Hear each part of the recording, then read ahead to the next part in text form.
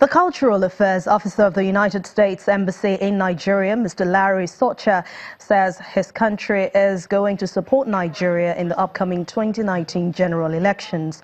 Mr. Socha was speaking at a mentor on good leadership and self-development to youths on the Not Too Young to Run Act. According to him, the United States is interested in the Nigerian election next year because Nigeria is in a position to set a good example for other African countries.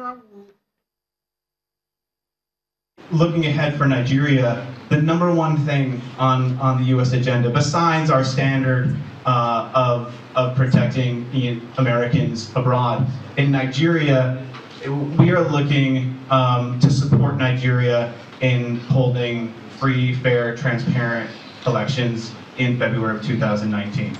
And we'll do that, we'll be working toward that, not only in monitoring elections that day, but also in the lead up to those elections, because Nigeria is the example for the rest of the continent. And I know you've heard that before, and you've had Ambassador Symington here before, and he is one of the biggest champions for the future and the progress and the prosperity of Nigeria.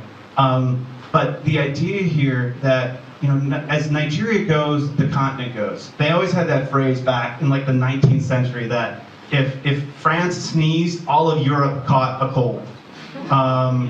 It was true, right? And that's why you had like French troops like on their way to like Moscow in 1814 or whatever it was.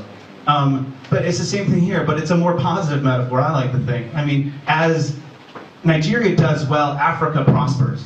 And that's the same thing for the relationship between my country and your country. I mean, if Nigeria does well, the United States prospers.